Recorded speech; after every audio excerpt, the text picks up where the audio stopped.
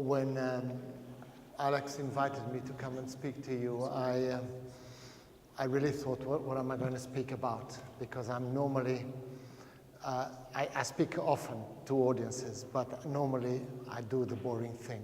I give them well-argued papers with footnotes and things like that. And that's not what I'm going to do to you today. He asked me to speak to you about metaphor, and I thought I'd give you some general thoughts about what I think about metaphor, and then I would read you an example of what you can do with a metaphor, and I would discuss that a little bit with you, a poem.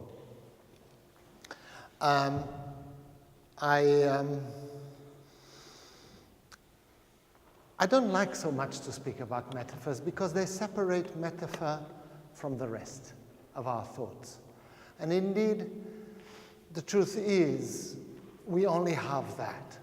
We cannot say, oh, this is a metaphor, and this is not a metaphor. We can't really say that, because our mode of thinking is essentially associational. And that's what we have. That's how we think. And we have been told for a very long time, that truth thinking is what logic does. Is that it's the stuff of mathematics. And what the other people do normally when you get home at night, that's not really thinking. That's just messy stuff. That's superstition. That's magic. But then, sometime in the middle of the 20th century, we started rethinking that.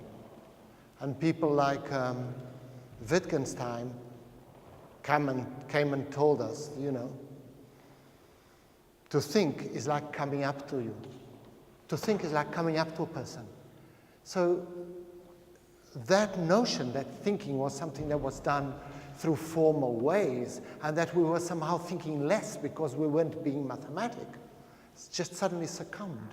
And we came to understand that, yes, there is mathematics, yes, there is logics, but those things are not how humans think.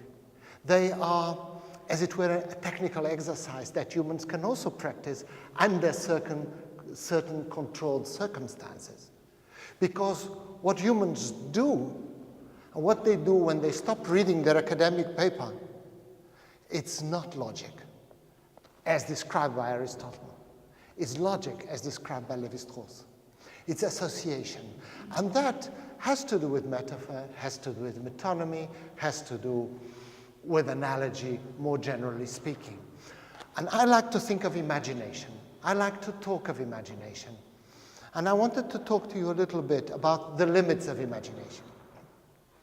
Why is it that you're not really free to imagine everything that you want? It's not that you're not free. You don't have a kind of a police in your head. So if you want to go that way, you can go that way. But the truth is that you don't. It's a bit like a city. You have a map of a city, and there is, all these streets. But if you observe the city from a helicopter over a period of time, you understand that most people don't use the whole city. They go through the same sort of paths all the time. And nobody's telling them that they can only go through those paths. But those are really the more comfortable routes. And everybody, more or less, soon enough, finds the comfortable routes. And most people end up going through the same way. And that's why there are traffic problems, right? And it's the same thing with thinking. It's the same thing with imagining. There are no limits. There is no demigod that sat outside and said, you may not think that way. You cannot imagine that way. Now, that doesn't exist. But the fact is, we fall into the ruts. And in the end, we are limited. We'll end up thinking in certain circumscribed sort of ways. And that really is what I wanted to come to talk to you about. The way we are called by the other within us. Thomas Mann has a marvelous essay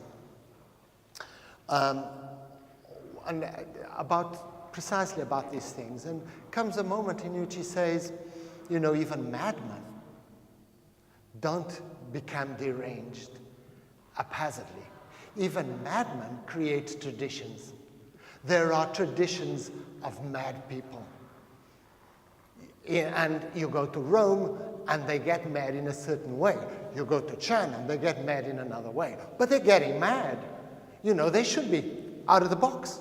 They should be thinking madly, haphazardly. But they're not thinking haphazardly, and they're following traditions.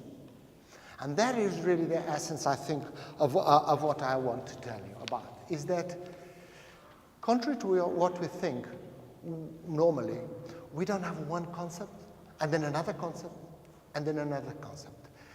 There's this philosopher, Donald Davidson, who says, and he says very rightly, there is no such thing as a single belief. You know, you think you can have one belief, and then you have another belief, like, I believe Gregor exists, then I believe the amphitheater exists, and these are separate beliefs, but they're not separate. And what I find is that the belief system, I can only have one belief because there is two beliefs next to it to support it. And that's the logic of imagination. And the problem is, because we are human beings, when we get into imagination,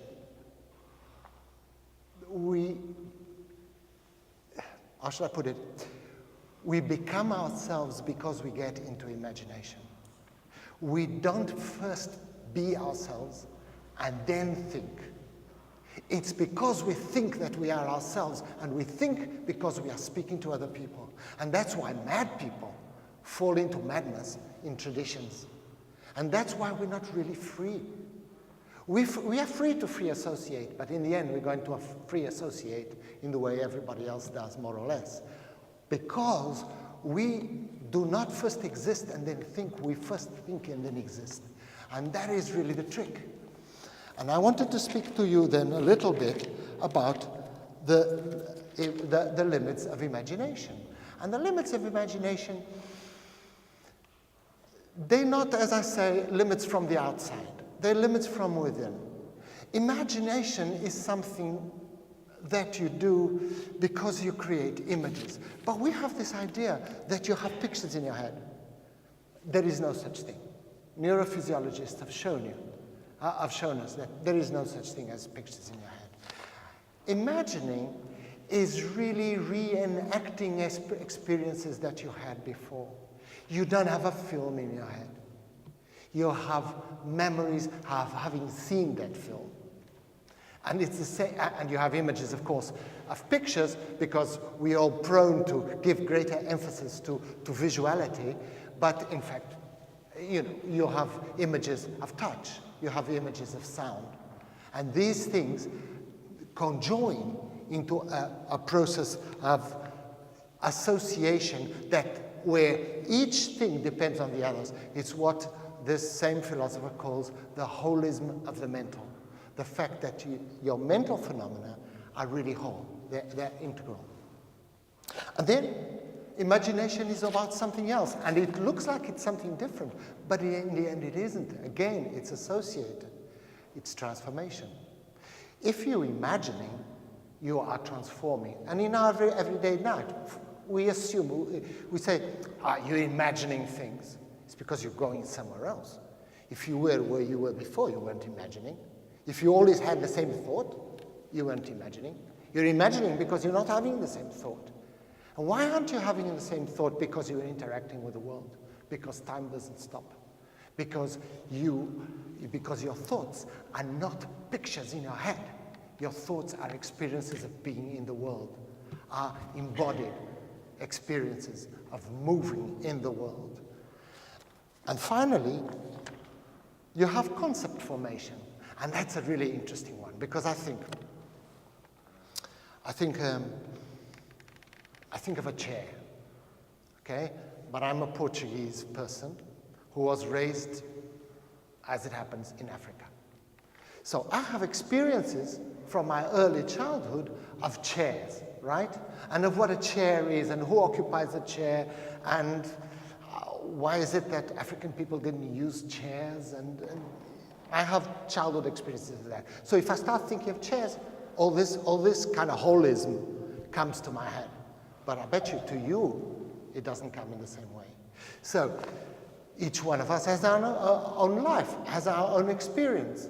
So for me, a chair is a thing. For you, a chair is another. So we don't communicate.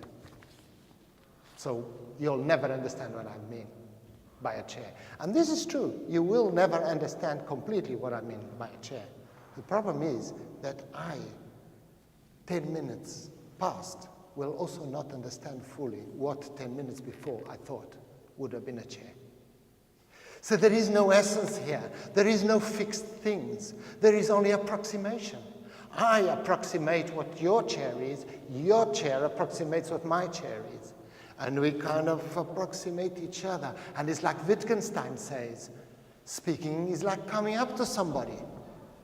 And that's what I do. I have charity. You say, Yuncheza. And I think, oh, she means a cadeira, because my first language happens to be Portuguese.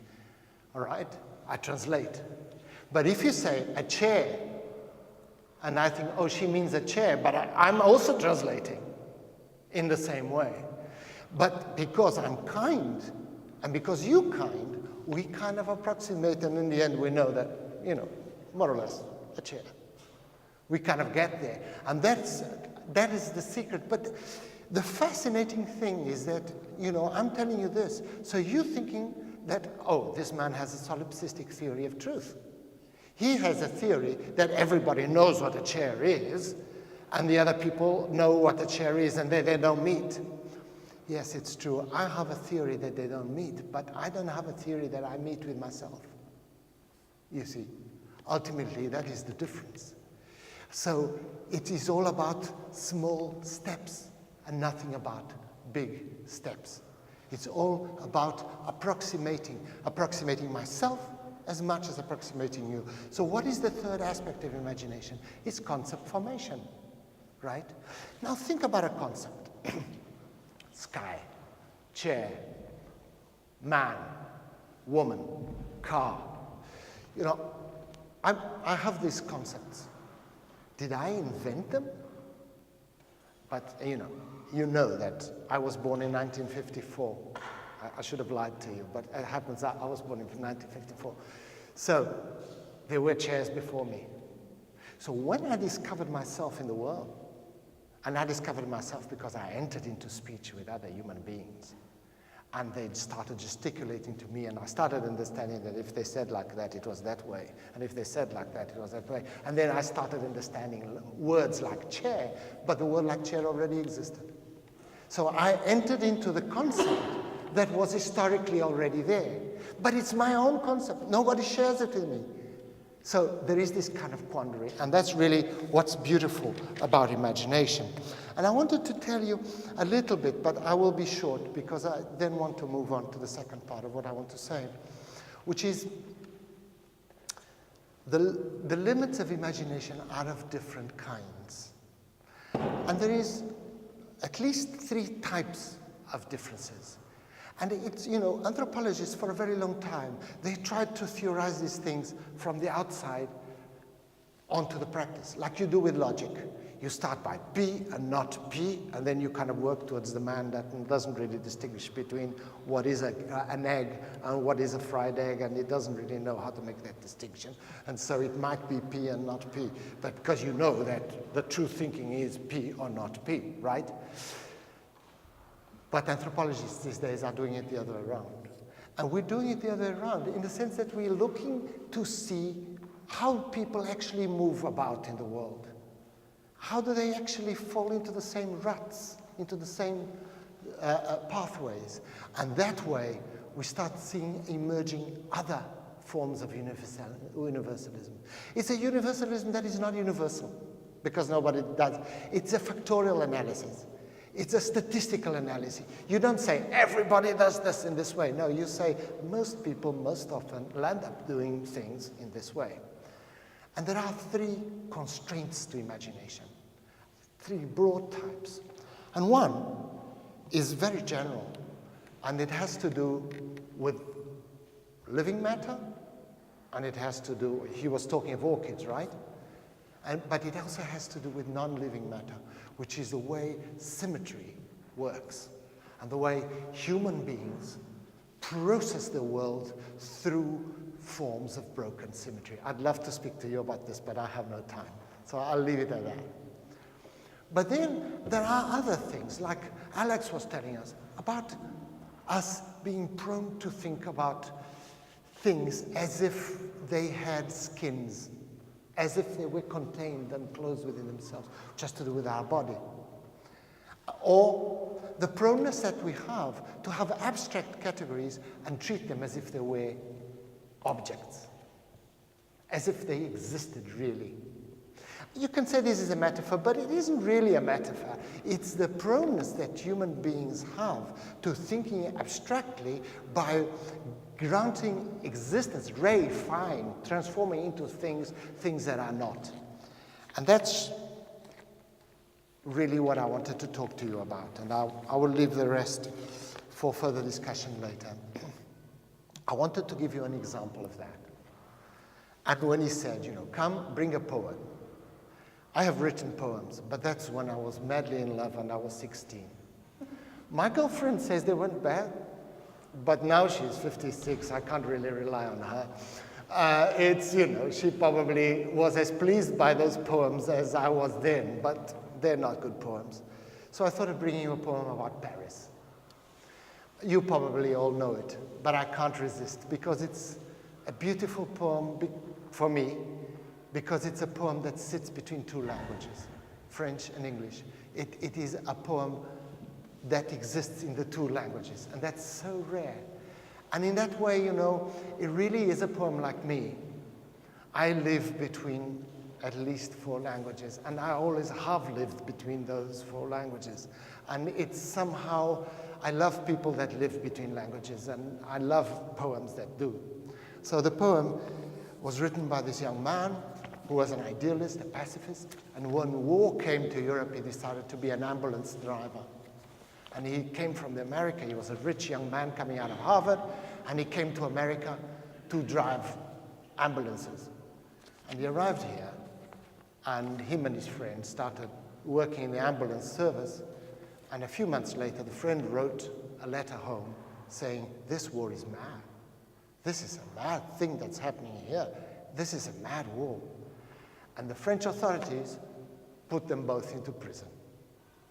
And they put this poet into prison because when they asked him, "But do you really hate the Germans?" he said, "No, I love the French." "Non, j'aime les Français." And that was it. They put him in prison.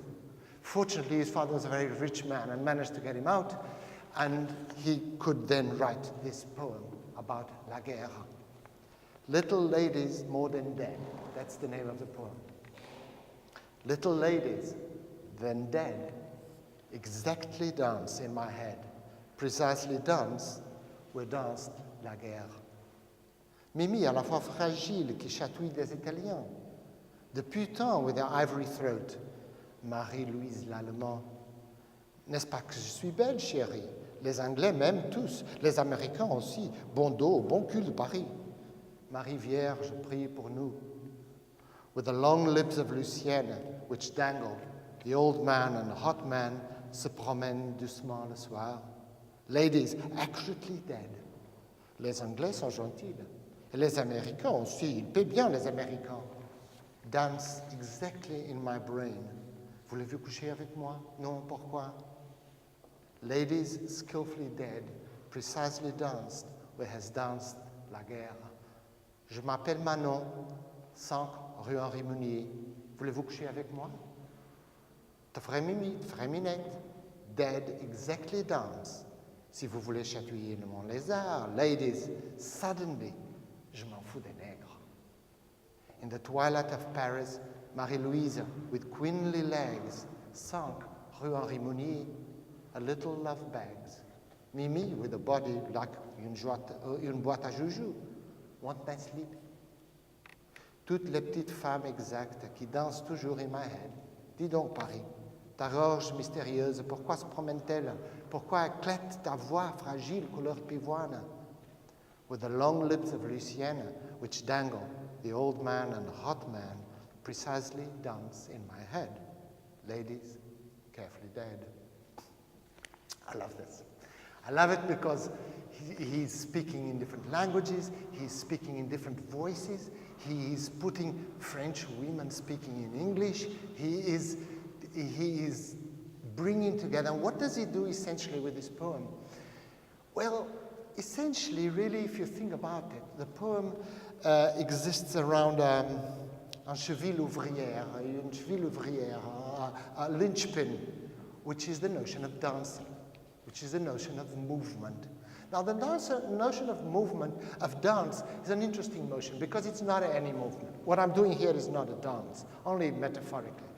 I would dance if my movement was ordered. So these people are being ordered in a way, they have a music to which they dance. And that's, who's driving that music? La guerre. And this is an example that I was telling you about. La guerre doesn't sleep, la guerre doesn't have a mother, la guerre doesn't drive cars. Where is la guerre? La guerre is an abstract concept, and yet it was killing the poilus. These were men that were coming out of the trenches to face the German guns with machine guns behind them. If they wanted to turn away, they would be they would be either killed by the French or killed by the Germans. They had no option. They were dying in hordes. You go to the school, to the cloisters here, and you will see hundreds and hundreds of names. There is no town in France, Portugal, England, or Spain which doesn't have a monument to all those thousands of people that were being slaughtered then. They were dancing the dance, comme danse la guerre. They were doing it, but the women in Paris were dancing la guerre in their hearts. And that's what he's saying. He's saying, you know, they all are being moved by this guerre. They are moving, and it's so interesting, you know, 5 Rue Henri Monnier. I thought, I'm going to discover in Paris where 5 Rue Henri Monnier, and I have to go there and leave a little rose. Because really, I mean, there is no street on Rue Henri Monnier in Paris. You know, it doesn't exist. Because in fact, Henri Monnier, as you all know, is the name of cognac. 5 Henri Monnier exists inside the bottle. It's the address of 5 Henri Monnier is inside the bottle. And that's so fantastic. The same thing, the prostitute is called Manon. It's called Louise with queenly hair, queenly legs, like Louise, the queen. And Marie-Louise Lallemand, you know, she is the product of some sort of German background, and she is dancing la guerre with everybody else and is breaking against her own sense of fraternity. Okay, I will stop. But I will stop by saying that if really I echo to this poem, it's because I think la guerre has not stopped. And we are dancing la guerre today. When the Prime Minister of England has come out a week ago speaking against European internal migrants like him, like me, like so many of us like him, we are dancing the dance of the guerre. There are people voting in Germany against people like me who had to move their country. There are people voting in Rochester against him because he's Polish. And you think, you know, that poor man in Rochester, not far from where I live in England, who is actually voting in order for England to get out of the European Union so that Polish migrants don't come to England. Really, is his condition going to get better? Does he really believe he's going to stop being a member of an oppressed lower class that is systematically unemployed and has been systematically unemployed in England for at least 2 generations? Does he really believe that? He's just dancing la guerre. His imagination is being moved in ways that he didn't choose to go there. Somehow, he kind of just moved there. Other people are more responsible for making la guerre. But then there were also the people that invented the French machine guns behind Les Poilus, so that they couldn't turn back when the Germans killed them. There were also such people then. So what I'm trying to say is la guerre hasn't stopped. Marie-Louise Lallemand is still fighting against her ancestors. We're all kind of in Europe dealing with a very serious problem of a metaphor that has taken over us. And that metaphor is the lack of fraternity, the impossibility of understanding that Europeans are essentially, either they stand together or they fall apart. And that's the way we are today.